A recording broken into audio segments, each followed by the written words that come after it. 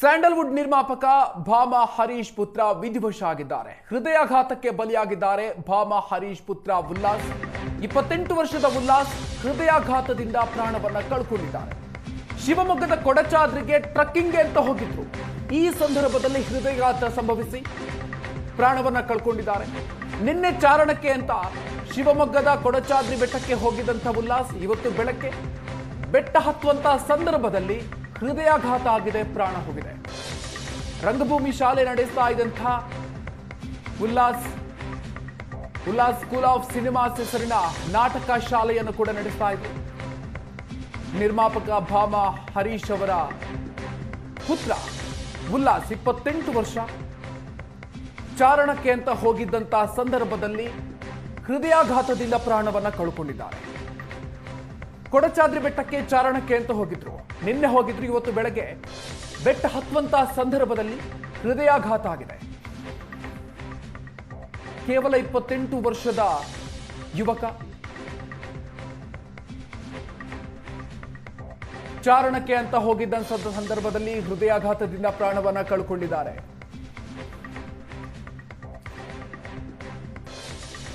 ಸ್ಯಾಂಡಲ್ವುಡ್ನ ಖ್ಯಾತ ನಿರ್ಮಾಪಕ ಭಾಮಾ ಹರೀಶ್ ಅವರ ಪುತ್ರ ಉಲ್ಲಾಸ್ 5 ತಿಂಗಳ ಹಿಂದೆಯಷ್ಟೇ ನಿಶ್ಚಿತಾರ್ಥ ಆಗಿತ್ತು. ಉಲ್ಲಾಸ್ ಅವರಿಗೆ ಚಂದನಗೌಡ ಅನ್ನೋರ ಜೊತೆಗೆ ನಿಶ್ಚಿತಾರ್ಥ ಆಗಿತ್ತು.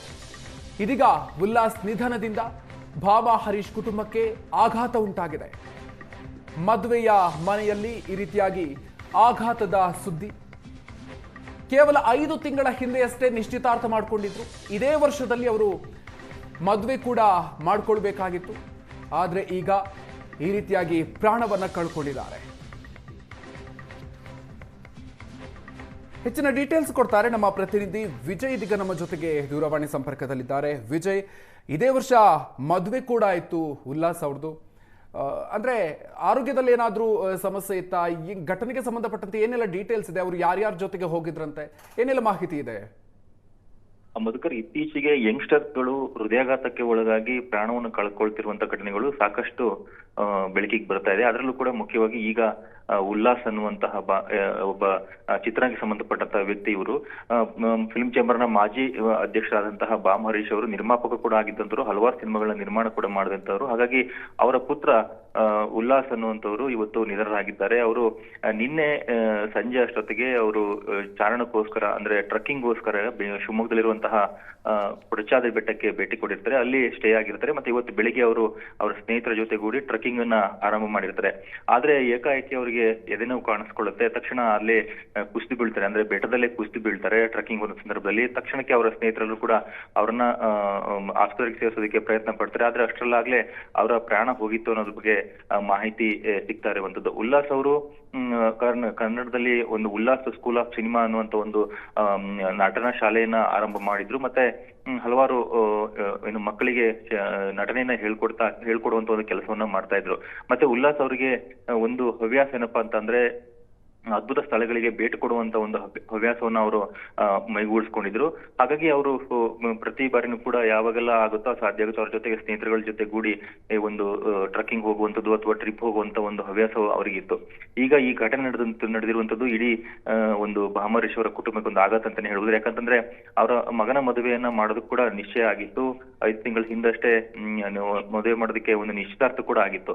ನಂತರ ಡಿಸೆಂಬರ್ 3ನೇ ತಾರೀಕು ಮದುವೆ ಮಾಡೋದಾಗಿ ದಿನಾಂಕ ಕೂಡ ನಿಗದಿ ಆಗಿತ್ತು. ಆದ್ರೆ ಸಡನ್ ಆಗಿ ಈ ತರದೊಂದು ಶಾಕಿಂಗ್ ನ್ಯೂಸ್ ಅವರ ಒಂದು ಕುಟುಂಬಕ್ಕೆ ಆಘಾತ ಅಂದಿದೆ ಅಂತ ಹೇಳ್ಬೋದು. ಈಗ ಸದ್ಯಕ್ಕೆ ಉಲ್ಲಾಸ್ ಅವರ ಪಾರ್ಥಿವ ಶರೀರ ಶಿವಮೊಗ್ಗದಲ್ಲಿ ಸಾಗರದ ಸರ್ಕಾರಿ ಆಸ್ಪತ್ರೆ ಇದೆ ಅಂತ ಹೇಳಿ ಮಾಹಿತಿ ಇರುವಂತದ್ದು. ಅಲ್ಲಿನ ಪ್ರಾಥಮಿಕ ಏನೇನು ನಿಬಂಧನೆಗಳಿದೆ ಅಥವಾ ಏನು ಕಾರ್ಯಗಳಿದೆ ಅವೆಲ್ಲ ಮುಗಿಸ್ಕೊಂಡು ನಂತರ ಅವರ ಸ್ನೇಹಿತರು ಅವರ ಪಾರ್ಥಿವ ಶರೀರವನ್ನ ವಿಜಯನಗರದಲ್ಲಿರುವಂತಹ ಭಾಮಾ ಹರೀಶ್ ಅವರ ನಿವಾಸಕ್ಕೆ ತಗೊಂಡ್ಬರ್ತಾರೆ ಅಂತ ಹೇಳಿ ಮಾಹಿತಿ ಇರುವಂತದ್ದು. ಹೀಗಾಗಿ ಒಂದ್ ರೀತಿ ಇದೊಂದು ಶಾಕಿಂಗ್ ವಿಚಾರ ಅಂತಾನೆ ಹೇಳ್ಬೋದು ಮಧುಕರ್. ಅಂದ್ರೆ ವಿಜಯ್, ಟ್ರಕ್ಕಿಂಗ್ ಯಾರ ಜೊತೆಗೆ, ಸ್ನೇಹಿತರ ಜೊತೆಗೆ, ಯಾರ ಜೊತೆಗೆ ಹೋಗಿದ್ದಂತೆ, ಜೊತೆಗೆ ಅವ್ರ ಜೊತೆಗೆ ಯಾರೆಲ್ಲ ಇದ್ರು ಈ ಸಂದರ್ಭದಲ್ಲಿ? ಸಿನಿಮಾ ರಂಗದ ಸ್ನೇಹಿತರಾಗಿದ್ರೆ ಹೇಗೆ ಅಂತ ವಿಜಯ್? ಬಾಂಬಾರೇಶ್ವರ ಪುತ್ರ ಉಲ್ಲಾಸ್ ಒಂದ್ ರೀತಿ ಸ್ನೇಹಜೀವಿಯಾಗಿದ್ದಂತಹ ವ್ಯಕ್ತಿ. ಅವರು ಯಾವಾಗ್ಲೂ ಕೂಡ ಸ್ನೇಹಿತರ ಬಳಗದಲ್ಲಿ ಹೆಚ್ಚಾಗಿ ಕಾಣಿಸ್ಕೊಂತಾ ಇದ್ದಂತವ್ರು. ಹಾಗಾಗಿ ಎಲ್ಲೇ ಹೋದ್ರು ಕೂಡ ಸ್ನೇಹಿತರ ಜೊತೆಗೇನೆ ಅವರು ಹೋಗ್ತಾ ಇದ್ದಂತ ಉದಾಹರಣೆಗಳು ಕೂಡ ಸಾಕಷ್ಟಿದೆ. ಈ ಬಾರಿ ಕೂಡ ಅವರು ಶರತ್ ಅನ್ನುವಂತ ಒಬ್ಬ ಸ್ನೇಹಿತನ ಜೊತೆಗೂಡಿ ಮತ್ತೆ ಅವರ ಒಂದು 3-4 ಜನ ಸ್ನೇಹಿತರ ಜೊತೆಗೂಡಿ ಒಂದು 5-6 ಜನರ ಒಂದು ತಂಡವನ್ನ ಮಾಡಿಕೊಂಡು ಅವರು ಟ್ರಕ್ಕಿಂಗ್ ಗೆ ಹೋಗಿದ್ದಾರೆ ಅಂತ ಹೇಳಿ ಮಾಹಿತಿ ಇರುವಂತದ್ದು. ಆದ್ರೆ ಈ ಒಂದು ಹೋದಂತ ಸಂದರ್ಭದಲ್ಲಿ ಈ ಘಟನೆ ಆಗಿದೆ. ಮತ್ತೆ ಸ್ಥಳದಲ್ಲಿ ಅವರು ಮೃತಪಟ್ಟಿದ್ದಾರೆ ಅಂತ ಹೇಳಿ ಮಾಹಿತಿ ಇರುವಂತದ್ದು. ಅಂದ್ರೆ ಅತಿ ಚಿಕ್ಕ ವಯಸ್ಸಿನಲ್ಲಿ 28 ವರ್ಷಕ್ಕೇನೆ ಉಲ್ಲಾಸ್ ಅವರು ಹೃದಯಾಘಾತದಿಂದ ಒಂದು ನಿಧನ ಹೊಂದಿದೆ ಅಂತಂದ್ರೆ ಇದೊಂದು ರೀತಿ ಶಾಕಿಂಗ್ ಅಂತಾನೆ ಹೇಳ್ಬೋದು. ಯಾಕಂದ್ರೆ ಚಿಕ್ಕ ವಯಸ್ಸಿನಲ್ಲಿ ಈ ತರಹ ಘಟನೆಗಳು ಇತ್ತೀಚೆಗೆ ಹೆಚ್ಚಿನ ಸಂಖ್ಯೆಯಲ್ಲಿ ನಡೀತಾ ಇರುವಂತದ್ದು.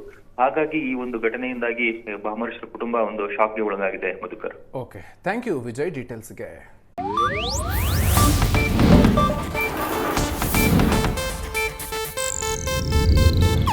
ಇದು ಏಷ್ಯಾನೆಟ್ ನ್ಯೂಸ್ ನೆಟ್ವರ್ಕ್ ಪ್ರಸ್ತುತಿ.